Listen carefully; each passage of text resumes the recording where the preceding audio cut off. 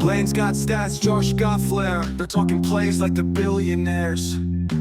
Football Friday, spilling the tea. Who's the GOAT, who's a wannabe?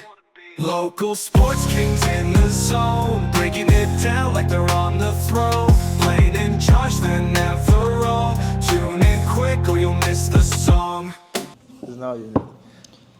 Welcome to Benchwarmers, your front row seat to local sports. I'm Blane. And I'm Josh. In today's episode, we will be diving into what has happened recently, past month or so, in Southern Illinois sports. We're going to be talking a little bit about volleyball, some football, the Foxes Junior Pro. They've been doing pretty good this year, so we figured we'd talk about them.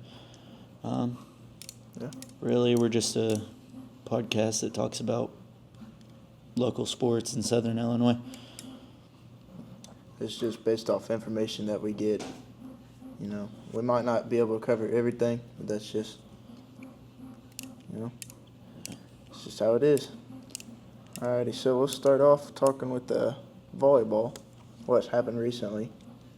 It's not everything, it's just a little bit of information from the past few weeks. We're going to go back to the North City tournament. Yeah. First game, Carmi beat Thompsonville in 2. Hamco beat Grayville in 3 sets. Massac beat Hamco in 2. Pinckneyville beat Thompsonville in 2. Pinckneyville also beat Carmi in 3. North City beat Heron in 2 sets. And Massac beat Grayville in 2.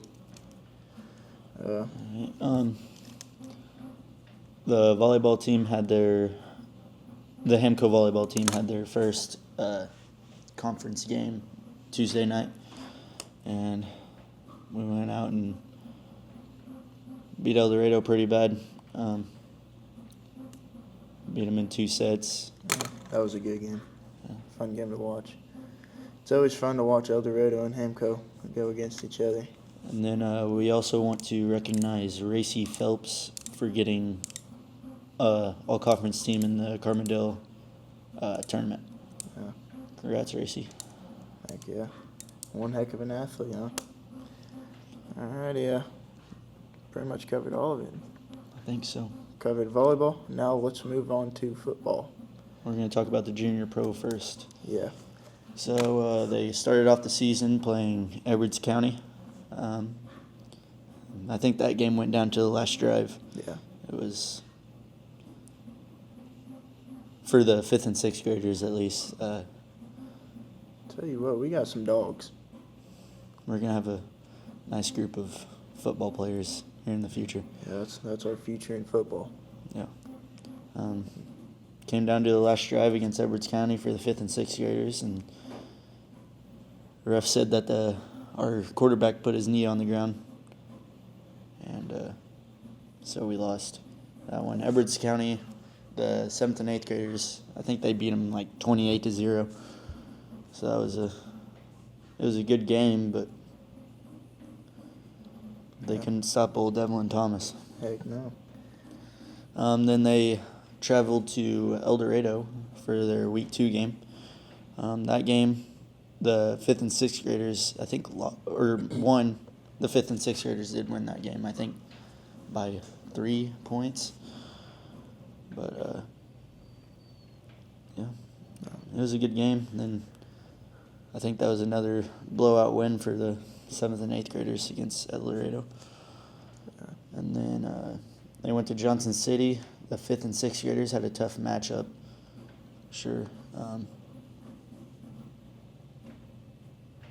It was a close game until about after halftime, I think it was.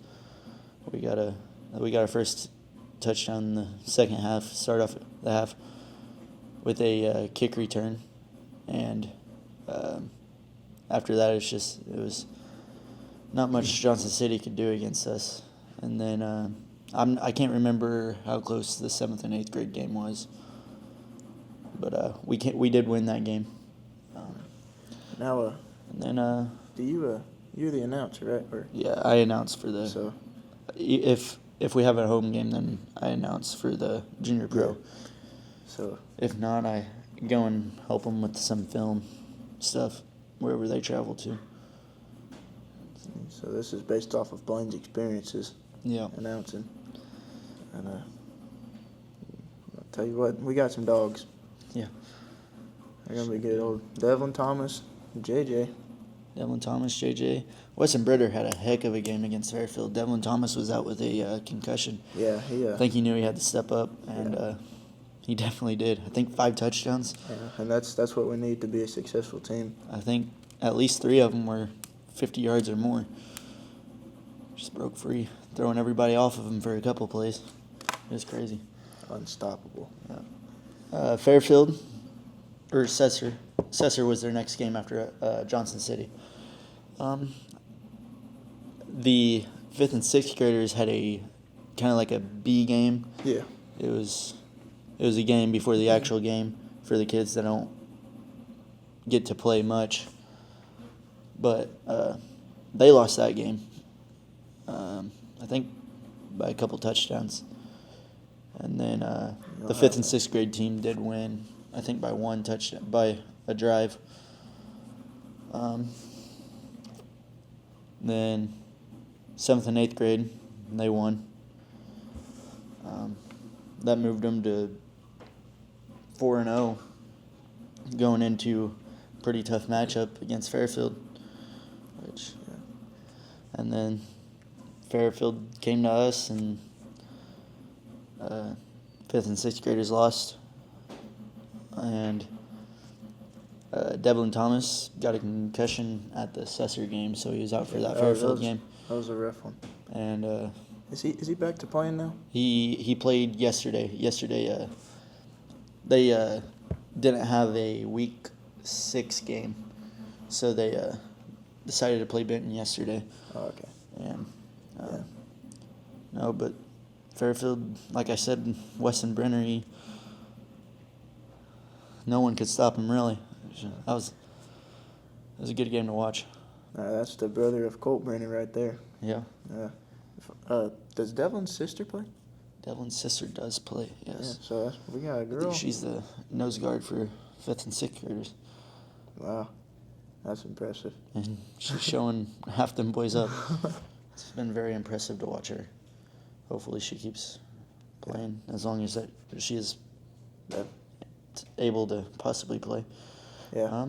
And then the 7th and 8th graders only played Benton yesterday. Started off kind of rough. Benton, first drive of the game, went down the field, marched the whole field.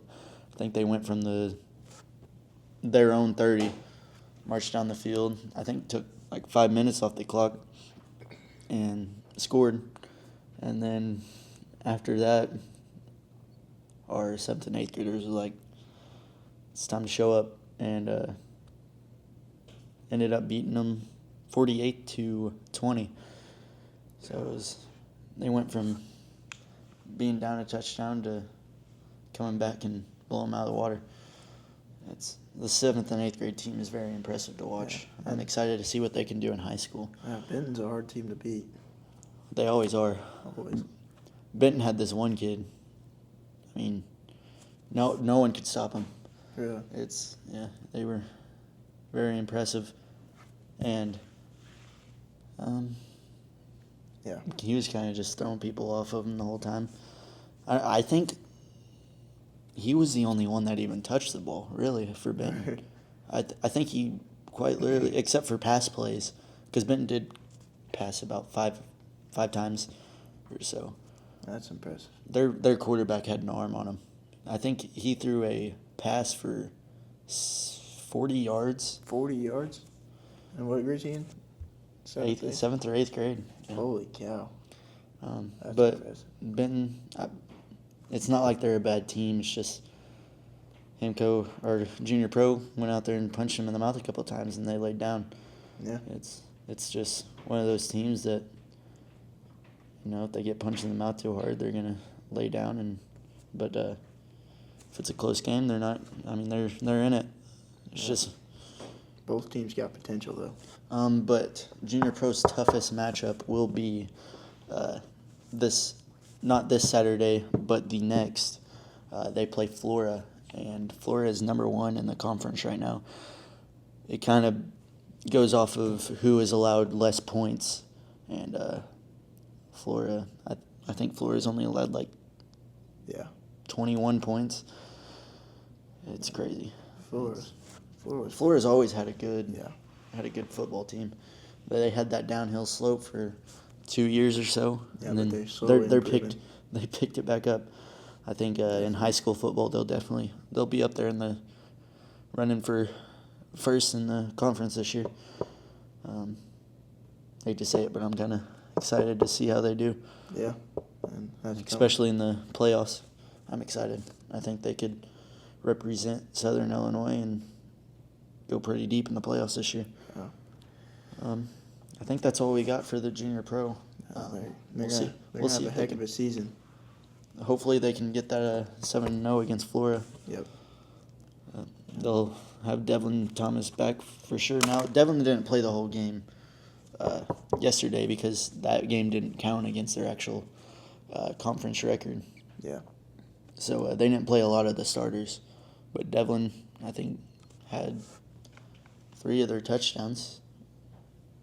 Which that's no surprise there. Yeah. He's a great football player. Yeah.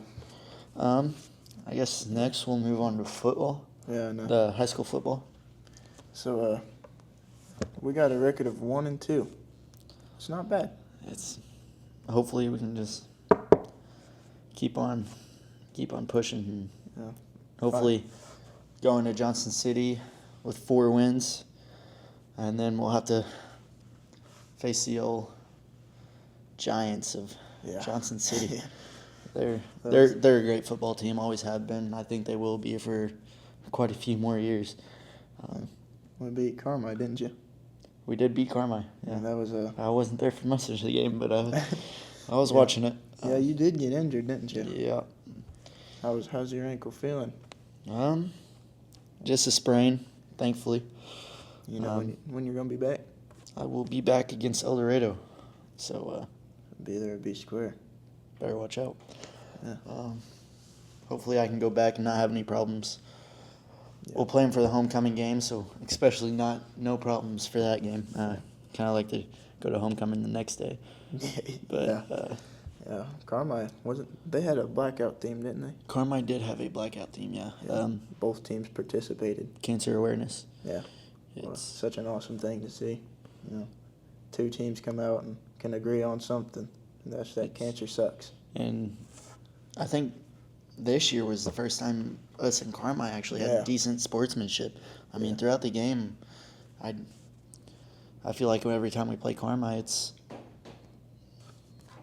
who knows what's going to happen. Yeah, definitely. Which is part our fault, part their fault. I'm not blaming it on one team, but I feel like we are definitely competitive against each other.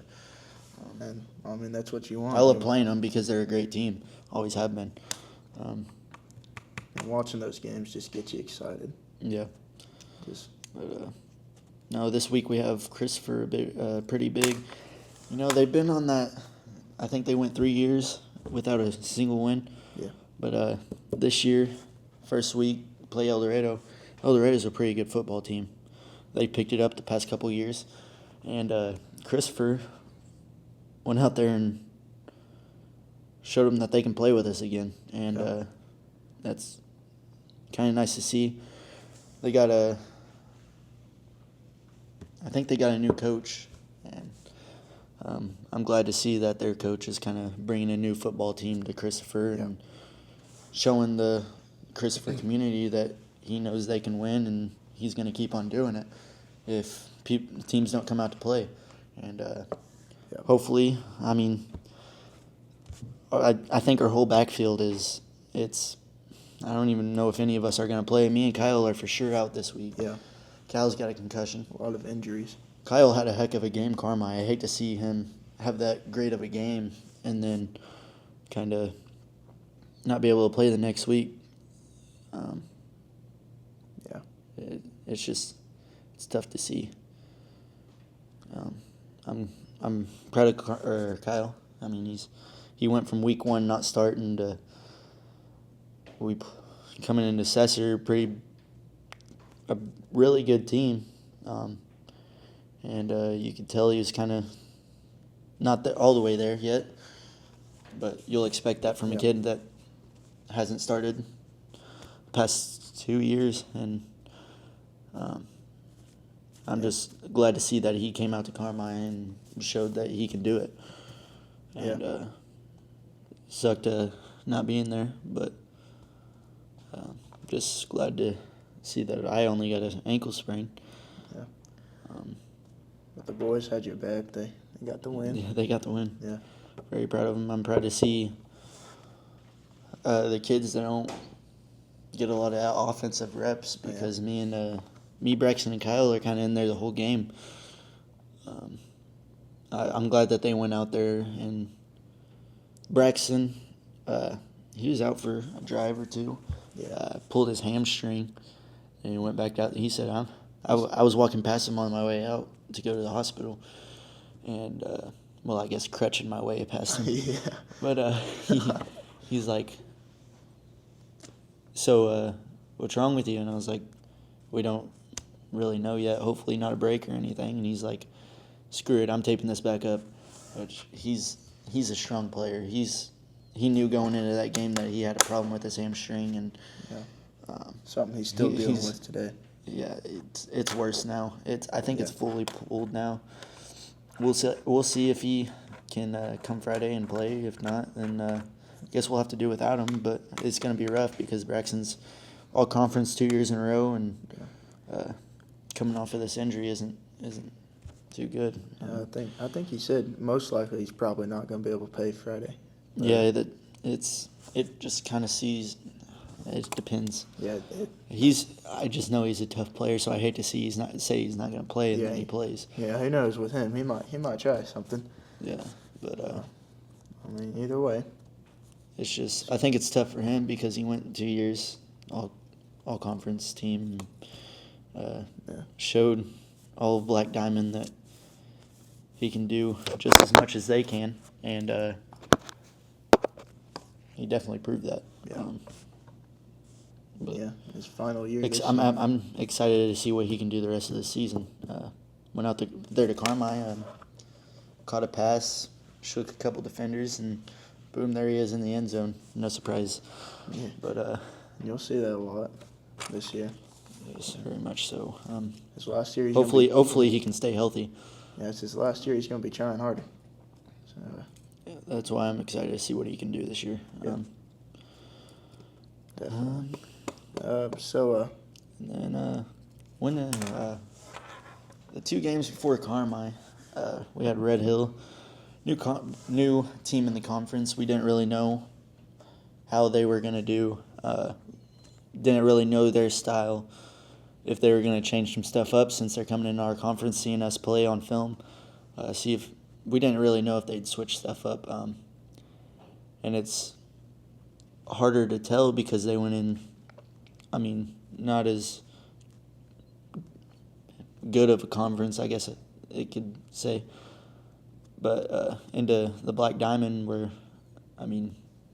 not the best either, but we got a couple teams that can play, and you got to try to play with them. Yeah, and Red Hill came out there Anyone going to surprised cross us. country needs to meet the bus outside. If you're going to the cross country meet, you need to meet the bus. All right, say that part again. And Red Hill. Red Hill, they came out there and surprised us. They ran the same offense that we seen on film that we prepared for. Their passing game it's what killed us. We couldn't get our coverages right, and that's a new team, ain't it? We ain't played them before. No, that's like I was saying. They're a new team in the conference. We didn't really know if they'd switch stuff up on us, and But new to the conference now. Yeah. They've played. No, they definitely surprised us. Yeah. I'm not saying that we went in there knowing it was going to be a win. Not at all. We watched film and we're like, they got some kids that can play. Yeah. And those same kids that we said that they could play, they came out and showed us exactly what we were talking about. And Yes, them first two games. It was a rough loss. It was right there, neck and neck, the whole game. Yeah, first two games is what got us, but we finally got a win with Carmi. Who else? We played Cesar. Cesar. How was that game? Oh, well, I feel like we should have had that game. we should have. I mean, it's just we didn't go out there and punch them in the mouth first, and they got a hold of us and punched us in the mouth quite a couple of times before we could do anything, and kind of just laid down. We were hoping to come out there with a win, put us 1-1 going into Carmi, a team that we knew we could compete against, and Carmi showed a good battle. I mean, not saying that I knew it was going to be an easy win. From what I seen, sitting in the hospital watching the game, Carmi, I mean, they put up a good fight. No matter what the score says, they put up a fight, and they always do. Yeah. Well, I think that's pretty all we much have it. to talk about. Yeah, this is basically what our podcast is going to be about. We mainly covered Hamco sports, but in the future we will cover. We need to figure out a way to kind of get some more information about what else is going around in the conference. Kind of use this first episode to talk more about our school because, I mean, we go here, we know what's going on. But hopefully by next episode we'll have a lot more information and